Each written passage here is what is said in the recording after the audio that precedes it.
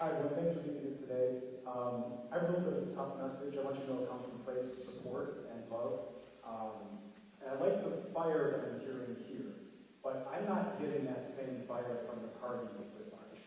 And I am fed up, pissed off with what's going on in this country. And I know I'm not alone.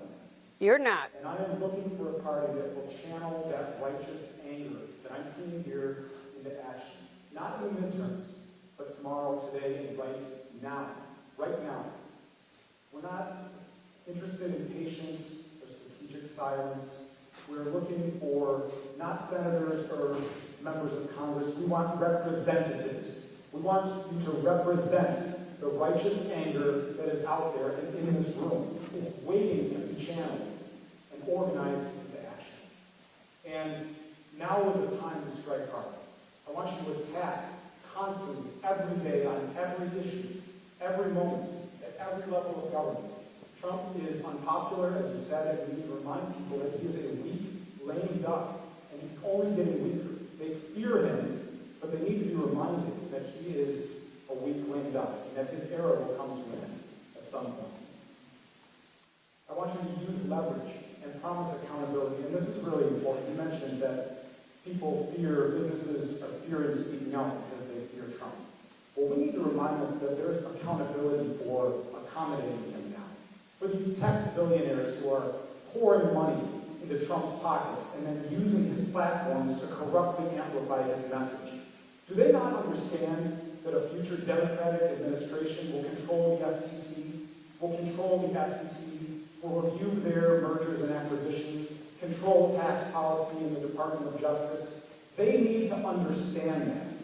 Does this president of El Salvador not understand that the vast majority of Americans want to in his tropical concentration camp, and that a future Democratic administration will control trade policy, can impose sanctions, can enforce the Magnitsky Act, can freeze assets and add to the list of state sponsors of terrorism? He needs to understand that. For these bureaucrats who are issuing illegal orders, these ICE agents making warrantless arrests, these pilots flying people in chains against court orders to other countries in the middle of the night, do they not understand that just following orders is not an excuse for their own illegal behavior? They need to understand that. And the great thing is, you guys might not have a majority, but you can make them understand that at the end of this sad chapter, there is a reckoning coming. And they will be held accountable for their actions now. And the best part about that is if they know that, and that doubt is in the back of their mind, it might change their behavior now. And they might choose to do the right thing and remember their duty under the Constitution while there is still time. I urge you to make these consequences clear to the people who have power right now. Please show us that the Democratic Party can be tough and focused and determined and energetic, that you know how to drive a message and that you know how to use leverage. Prove to us that we have the right team on the field, that you all understand the fight that we are in. And please recognize the righteous anger that is out there, that is in this room, and represent it. Please, I urge you. Thank you for your time.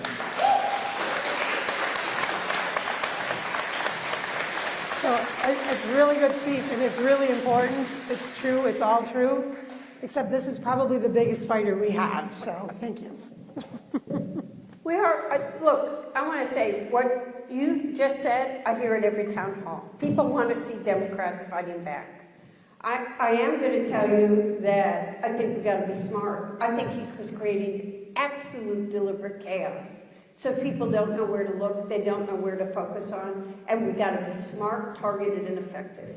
We got to stand up strong when it matters. We are winning in the courts. You didn't ask me this question. I get this question, so if somebody has this in mind, I'll try to get ahead of it. What do you do if the president doesn't listen to the courts? And then what's going to happen? We got to be prepared. We got to be prepared for everything.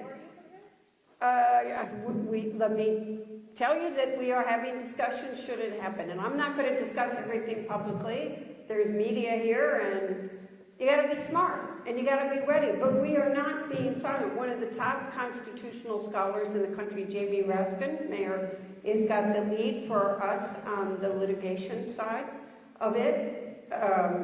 And I'm not gonna get into details here, but there are other things that we have something that will happen in the 6th district that will probably go to the Supreme Court. And got the top law firm in the country for them. And it's, I'm not, if you really read the news, you might figure out what it is. But we are doing that. And anybody invites me to a rally, I try to make it, even when there are 10 of them on the same day in the same 3-hour period. I made 7 of them. But that's part of it. It's part of speaking up. But you got to be smart and effective fighting back. There's some people who say Medicaid's going to get cut. And I'm like hell it is. And you got to be ready to fight in the Congress too, and go into those committees and get people online, and then take those amendments and hold people in their districts accountable about what the impact is going to be on them.